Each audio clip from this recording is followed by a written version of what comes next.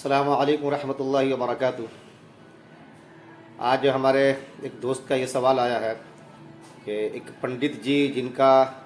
Video viral بھی ہے، وہ یہ کہہ رہے ہیں اپنے مذہب کے لحاظ سے، اور غالباً کسی نے ان پہ سوال کیا ہوگا یا اعتراض کیا ہوگا تو ان کا جواب دے رہے ہوں گے وہ، کہ بھائی مردے کے اندر کیوں نہیں جان ڈال دیتے جب تم لوگ ایک بے جان پتھر کی بنی ہوئی مورتی میں جان ڈال لیتے ہو تو، اور فلسفیکل اس کے جو عنصر یا اس کے جو فلسفیانہ جواب ہو سکتے ہیں وہ بیچارے اپنا جواب دے رہے ہیں اس کے اندر۔ تو اسی پس منظر میں ہمارے ایک دوست یہ میسیج بھیجا ہے، آپ دیکھ سکتے ہیں اس کو اسکرین پر۔ وہ لکھ رہے ہیں کہ مفتی صاحب اگر یہی سوال مردے کو قبر میں زندہ جو کیا جاتا ہے اور ہمارا عقیدہ بھی ہے، اس کو لے کے کوئی کرے تو ہمارا کیا جواب ہوگا؟ تو میں اس سلسلے میں یہ پہلے واضح کر دوں کہ ہم نے کوئی ایسا دعویٰ نہیں کیا ہے کہ ہم مردے میں جان ڈال دیتے، جیسا کہ ان کے یہاں پہ یہ دعویٰ ہوا ہے کہ ہم بے جان مورتی کے اندر جان ڈالنے جا رہے ہیں تاکہ وہ ہماری عبادت کو، ہماری بھکتی کو جان پائے، سمجھ پائے، ہم جو کچھ ان سے مانگیں وہ ہمیں دے سکے۔ ان کا جو تصور ہے وہ اپنی جگہ پہ آپ لوگوں نے دیکھ سن لیا ہوگا، جگ ظاہر ہے وہ سب چیزیں، لیکن ہمارے یہاں پہ ایسا کوئی دعویٰ ہی نہیں کہ مردے کو ہم زندہ کرتے ہیں، اس لیے ایسا کوئی سوال کوئی کرتا ہے تو وہ بیس لیس سوال ہوگا، میرے خیال سے بے بنیاد بات ہوگی وہ۔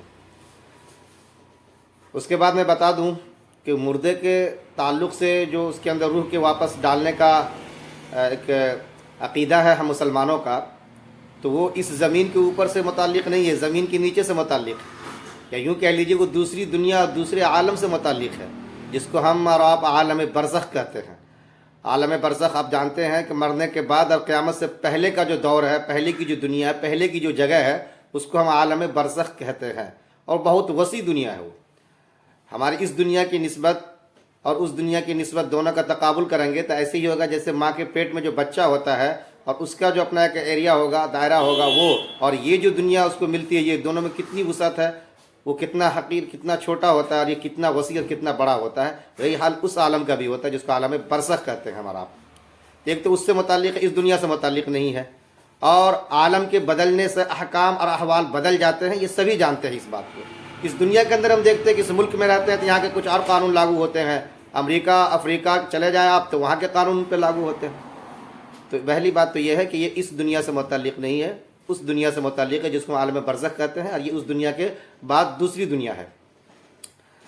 دوسری چیز اس میں یہ بھی ہم ذہن میں رکھیں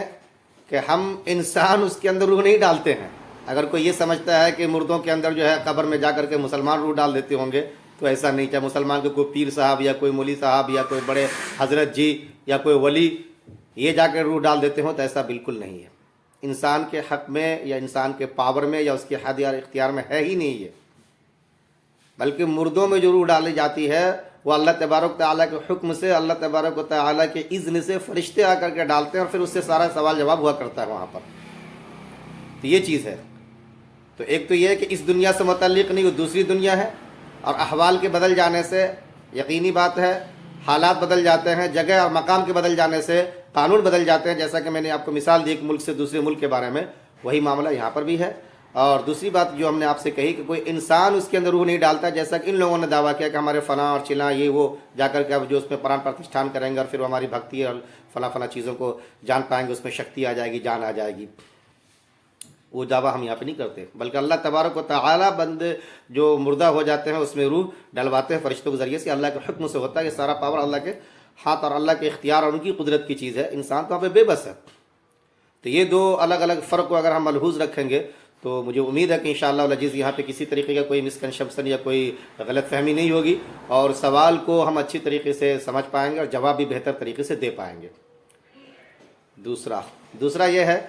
کہ کیا عالم برزخ کا لاجیکل کوئی ترک ہم سے مانگے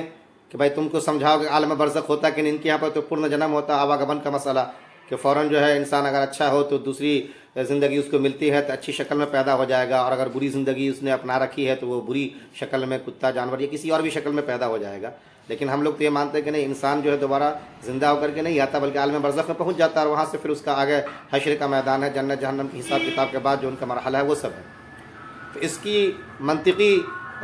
توجیہ کیا ہوگی، یہ جاننا چاہ رہا ہے۔ تو اس حوالے سے میں یہ کہہ دوں آپ کو کہ عقلی طور سے اگر سمجھنا چاہے تو یہ ایسے ہی ہے جیسے کہ ایک بچہ دوسرے بچے سے، ٹوائن جو ہوتے ہیں، جو جس کو ہم جڑواں کہتے ہیں، اگر وہ ماں کے پیٹ میں ہو، ایک بچہ دوسرے بچے سے کہے کہ دیکھو یہاں کے بعد جو ہمیں دوسری زندگی ملنے والی ہے، دوسری دنیا جو ہم جائیں گے وہ دنیا اتنی وسیع ہوگی، ایسی ہوگی، ویسی ہوگی، اور دوسرا بچہ اس کو ڈینائی کرے، انکار کر دے کہ کیا تم الوجیکل بات کر رہے ہو، ایسا کیسے ہو جائے گا، بس یہی ہماری دنیا ہے۔ تو آپ بتائیے کہ جو بچہ یہ کہہ رہا ہوگا کہ ہماری دنیا ہمیں ملنے والی ہے اس سے بڑی، اس کی بات درست ہوتی اور ہوگی، یا وہ بچہ جو انکار کر رہا، ڈینائی کر رہا، اس کی بات درست ہوگی؟ تو ماں کے پیٹ میں جو بچے ہیں ان کے ڈسکشن سے ہم اس کا رزلٹ فائنڈ آؤٹ کر سکتے ہیں، اس کا جواب پا سکتے ہیں کہ حقیقت کیا ہے۔ تو اسی طریقے سے آقا علیہ الصلوۃ والسلام نے جن کو ساری دنیا نے سچ تسلیم کیا اور مانا ہے، انہوں نے جو اسفار کیے ہیں، جو کچھ انہوں نے معراج کے اوپر جا کر کے دیکھا ہے اور جو کچھ دیکھ کر کے آ کے ہمیں بتایا ہے، وہ بالکل 100% سچ ہے، حق ہے اور عقلی طور سے درست ہے، جیسا کہ میں نے ماں کے پیٹ میں بچوں کے مکالمات اور ان کے ڈائلاگ کے حوالے سے آپ کو بتایا۔ ایک چیز تو یہ۔ دوسری چیز، اس میں قبر کے اندر جانے کے بعد جو حساب کی فرشتوں کے سوال جواب کے بعد سزا یا جزا کی جو بات آتی ہے، اس پہ یہ پوچھ رہے ہیں۔ تو اس حوالے سے بھی میں بتا دوں آپ کو کہ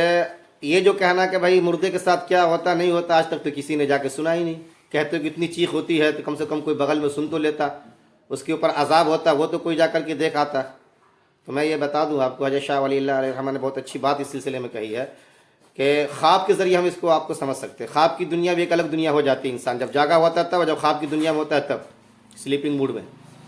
تو سوئے ہوئے حالت میں جب وہ خواب دیکھتا ہے تو بھلے اس کے بغل میں ایک شوہر اگر خواب دیکھ رہا ہو، بیوی سو رہی ہو، یا باپ بیٹا ساتھ میں سو رہے ہو، باپ دیکھ رہا ہو، بیٹا بغل میں سویا ہو، چاہے بیٹا دیکھ رہا ہو، باپ سویا ہوا، چاہے دو بھائی سو رہے ہو یا دو بہن سو رہی ہو، بہرحال ایک آدمی خواب دیکھتا ہے اور خواب میں وہ دیکھتا ہے کہ میں گر رہا ہوں، یا مجھے سانپ بچھو ڈنک مار رہے ہیں، یا میرے ساتھ کوئی حادثہ ہوگا، کافی گھبرا جاتا ہے، وہ ایسا لگتا ہے بھاگنا چاہ رہا ہوں، بھاگ نہیں پا رہا ہوں، یہاں تک کہ پسینہ پسینہ ہو جاتا ہے، وہ اپنے آپ میں لگتا ہے کافی چیخ رہا ہوں، چلا رہا ہوں، لیکن کوئی میری مدد کو آ نہیں رہا ہے۔ یہ سارا کچھ اس کے ساتھ ہو رہا ہوتا ہے، ساری کیفیت اس کے ساتھ گزر رہی ہوتی ہے، لیکن کیا بغل میں جو اس کا بھائی، یا اگر مان لیجیے میاں بیوی کی شکل میں اس کا شوہر یا اس کی بیوی اگر سو رہی ہے اور اس کو کچھ خبر نہیں ہوتا، تو کیا خواب کا انکار کر دیں گے ہمارا کہ نہیں میں تو بغل میں تھا، مجھے تو کچھ ایسا محسوس نہیں ہوا کہ تم چیخ رہے تھے، چلا رہے تھے، پریشان تھے، اور یہ خواہ تم پسینہ پسینہ ہو رہے اٹھنے کے بعد جو ہے۔ تو یقینی بات ہے جس طریقے سے وہاں انکار نہیں کر سکتی، یہاں بھی انکار کی کوئی گنجائش نہیں ہے، اور اس کی بھی خبر ہمیں اسی آقا علیہ الصلوۃ والسلام کے ذریعے ملی ہے جنہوں نے سب کچھ آنکھوں سے دیکھا اور جن کو ساری دنیا نے تسلیم کیا ہے، سچا اور امین صادق۔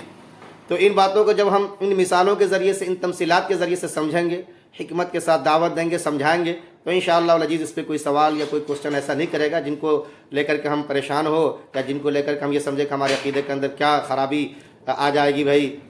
اگر اس کا جواب ہم کو نہیں ملے گا تو فلاں تو ایسے کہتا ہے، اس کا کیا ہونا چاہیے۔ ایسی کوئی بات نہیں ہے، ساری باتیں بالکل سچ ہے، برحق ہے، اور ان باتوں کو ہم اچھے انداز سے سمجھا بھی سکتے ہیں، سمجھ بھی سکتے ہیں۔ تو یہ 2-3 سوالات تھے، چلیے سارے کے سارے کلیئر ہو گئے، جزاکم اللہ خیر، شکرا جزیلا۔ ان باتوں کو ہمارا عام بھی کریں، اپنے مسلم بھائیوں کو بھی بڑی پیار سے، محبت سے سمجھائیں، اور نن مسلم بھائیوں کو بھی جو ان باتوں کو سمجھنا چاہتے ہیں ترک کے ساتھ، بلا الجھے ہوئے، سنجیدگی کے ساتھ، سیریس ہیں وہ جاننے کے لیے، سمجھنے کے لیے، تو انہیں بھی ہم سب بتائیں۔ شکریہ، جزاک اللہ۔